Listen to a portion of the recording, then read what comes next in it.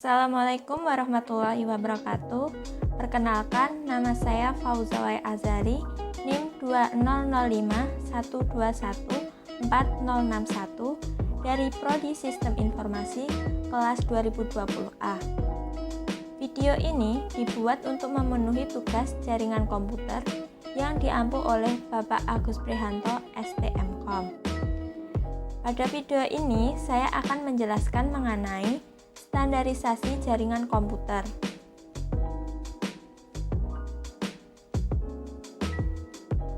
Apa itu standarisasi jaringan? Standarisasi yaitu penentuan ukuran yang harus diikuti dalam suatu golongan.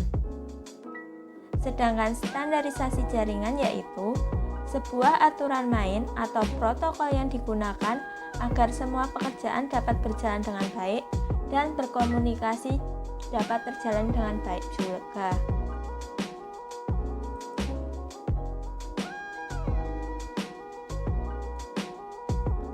OSI dan TCP/IP. OSI atau Open System Interconnection adalah protokol untuk menyatakan model jaringan yang melakukan interkoneksi tanpa memandang perangkat keras yang digunakan, sepanjang software komunikasi sesuai dengan standar.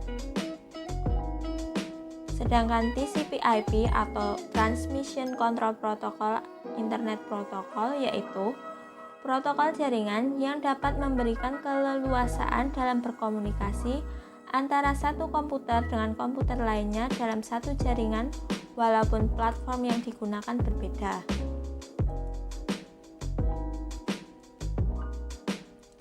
OSI versus TCP/IP. Pada OSI model memiliki 7 layer, yaitu application, presentation, session, transport, network, data link, dan physical. Sedangkan TCP/IP model memiliki 4 layer, yaitu application, transport, internet, dan network access.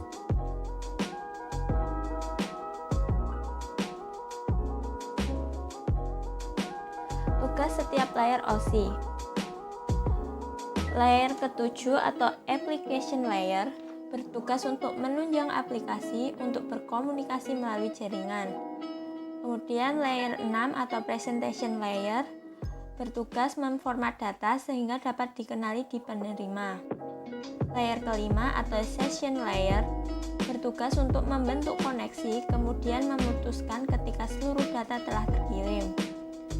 Kemudian layer ke-4 atau transport layer bertugas mengatur flow control, acknowledgement, dan mengirim ulang data jika diperlukan.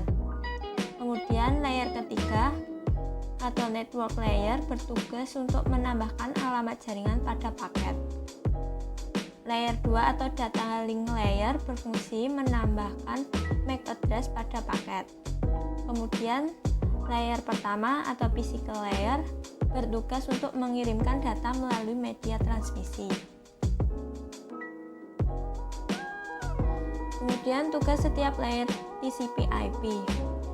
Application bertugas menyediakan komunikasi antar proses atau aplikasi pada host yang berjauhan namun terhubung pada jaringan. Kemudian lapisan transport atau end-to-end bertugas menyediakan layanan transfer end-to-end. Lapisan ini juga termasuk mekanisme untuk menjamin kehandalan transmisi datanya. Layanan ini tentu saja akan menyembunyikan segala hal yang terlalu detail untuk lapisan di atasnya. Kemudian lapisan internet network fokus pada pemeliharaan jalur atau routing data dari host sumber ke host tujuan yang melewati satu atau lebih jaringan yang berbeda dengan menggunakan router. Yang terakhir, layanan network access atau data link mendefinisikan antarmuka logika antara sistem dan jaringan.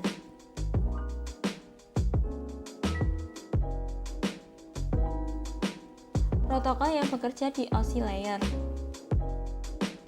Pada application layer, yang pertama HTTP atau Hypertext Transfer Protocol. Protokol ini digunakan untuk mentransfer dokumen dan web dalam sebuah web browser melalui www. Yang kedua, FTP atau File Transfer Protocol merupakan standar untuk mentransfer file komputer antar mesin dalam sebuah jaringan internet. Yang ketiga, NFS atau Network File System memungkinkan pengguna di klien komputer untuk mengakses file. Yang keempat, DNS atau Domain Name System untuk memberi nama domain pada sebuah alamat IP. Yang kelima, POP3 atau Post Office Protocol 3 untuk mengambil mail dari mail transfer agent dan akan didownload di jaringan lokal. Yang keenam, MIME atau Multipurpose Internet Mail Extension untuk mengirim file binary dalam bentuk teks. Yang ketujuh, SMB atau Server Message Block untuk mentransfer server-server file ke DOS dan Windows. Yang kedelapan, NNTP atau Network News Transfer Protocol untuk menerima dan mengirim newsgroup. Yang kesembilan, ada DHCP atau Dynamic Configuration Protocol, layanan yang memberikan nomor IP kepada komputer yang memintanya secara otomatis. Kemudian pada presentation layer, yang pertama ada Telnet untuk akses remote masuk ke suatu host. Data berjalan secara line text. Yang kedua, SMTP atau Simple Mail Transfer Protocol. Biasa digunakan dalam pengiriman email di internet. Yang ketiga, SNMP atau Simple Network Management Protocol. Digunakan dalam suatu manajemen jaringan. Kemudian pada session layer, yang pertama ada NetBIOS, memungkinkan user mengirim pesan tunggal secara serempak ke komputer lain yang terkoneksi. Yang kedua, NetBIOS atau NetBIOS Extended User Interface, berfungsi sama dengan NetBIOS dengan menambahkan fungsi memungkinkan bekerja dengan beragam hardware dan software.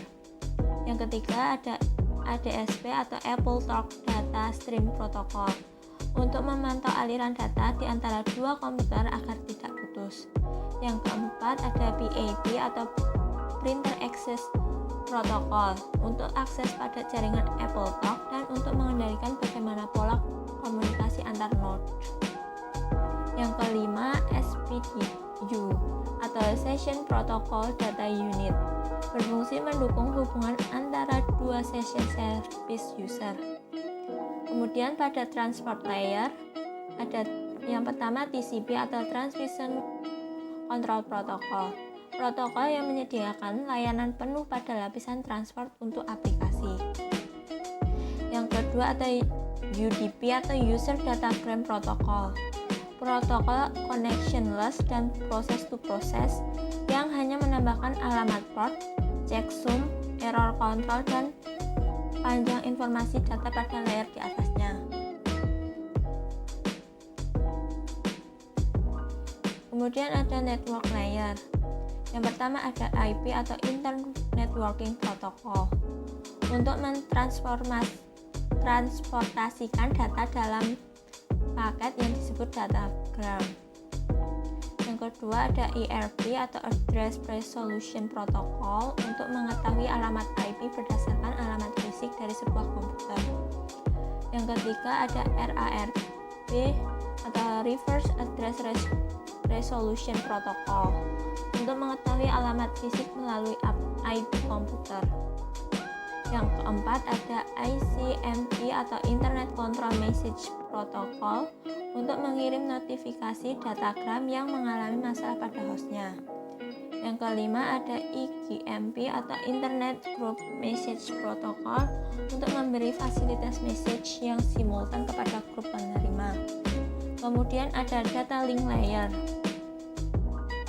PPP atau Point to Point Protocol berfungsi untuk point to point pada suatu jaringan. Yang kedua ada SLIP atau Serial Line Internet Protocol untuk menjambung serial. Kemudian Physical Layer. Pada physical layer tidak mempunyai protokol yang spesifik di layer ini, karena pada layer ini hanya mengirimkan bit-bit data.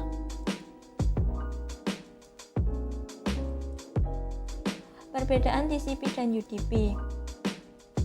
TCP beroperasi berdasarkan konsep koneksi, sedangkan UDP tidak berdasarkan konsep koneksi, jadi harus membuat kode sendiri.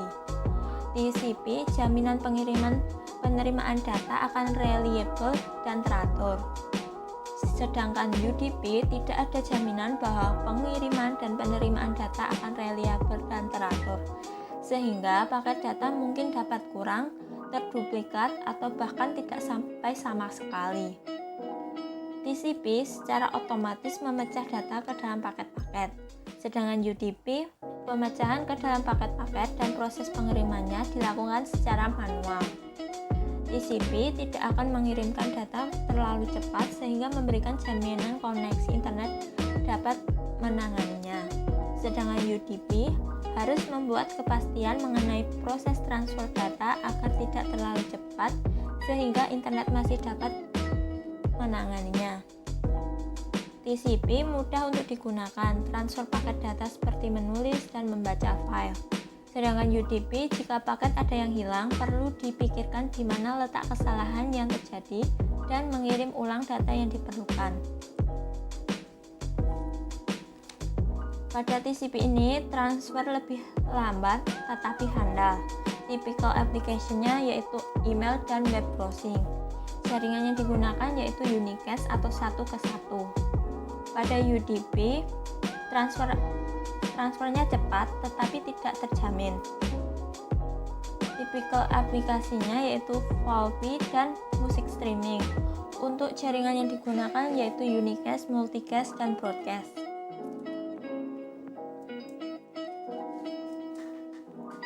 Well-known port atau reserved port.